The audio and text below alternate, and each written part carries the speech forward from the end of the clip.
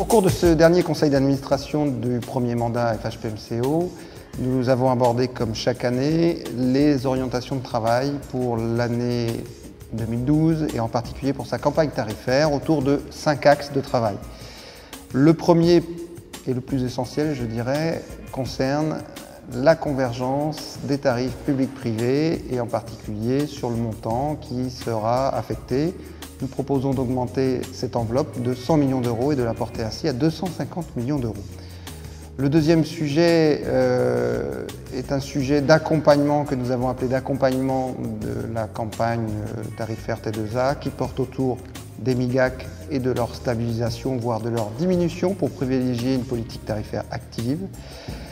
Le troisième sujet est un sujet plus technique auquel nous tenons concernant ce que l'on appelle le système de facturation à 100% afin de mettre fin au système d'acompte de 85% et de règlement de la facture restante à 15%. Le quatrième axe, c'est tout le travail qui a été fait pour réfléchir aux éléments, aux facteurs clés de succès de développement de chirurgie ambulatoire et à la mise en œuvre d'un financement qui prenne en compte la qualité offerte à nos patients.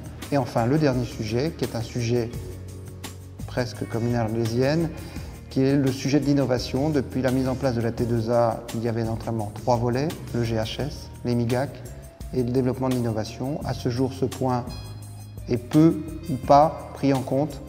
Je citerai pour exemple le développement des robots en chirurgie urologique. Donc ces propositions qui ont été validées par les membres du conseil d'administration ce matin, à l'unanimité, vont être portées maintenant auprès de nos interlocuteurs habituels, que ce soit le ministère ou les élus, Matignon, l'Élysée, Bercy et bien évidemment tous les députés et sénateurs que nous allons rencontrer dans le cadre des discussions sur le PLFSS 2012.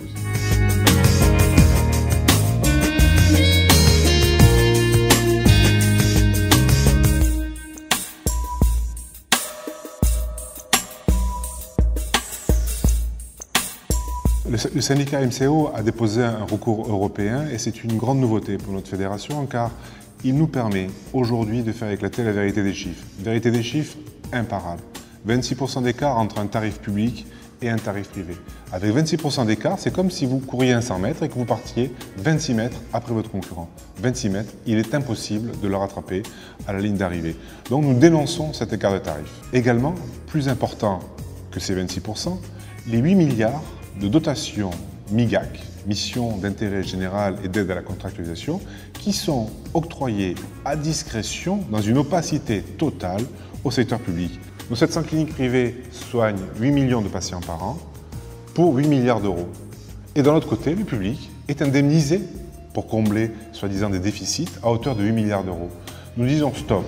Et ce stop, il se matérialise par des voies juridiques. Et cette voie juridique passe par Bruxelles. Donc nous avons été entendus par la Cour européenne parce que cette plainte a déjà 1 an d'antériorité. Et si nous avons décidé de la porter aujourd'hui devant le grand public, c'est parce que nous avons des assurances, nous espérons fortes, de pouvoir gagner ce combat légitime au sein de notre fédération.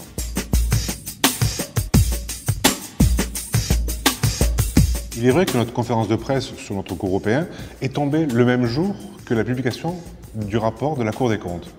Et fait exprès, parce que nos chiffres sont avérés, sont exacts, la Cour des comptes a confirmé l'écart tarifaire entre les deux secteurs. Donc, il y a eu, je dirais, un emballement médiatique profitable à la profession et à la vérité des chiffres. L'AFP l'a repris, Reuters l'a repris, et après, ce qui a été surprenant et encourageant pour notre combat syndical, c'est que la presse grand public s'est emparée du sujet. Et il est vrai que nous arrivons aujourd'hui, après 3 ans de combat au sein du MCO, à faire éclater la vérité des chiffres. Autre actualité d'importance, je vous donne rendez-vous le 20 octobre pour notre congrès annuel.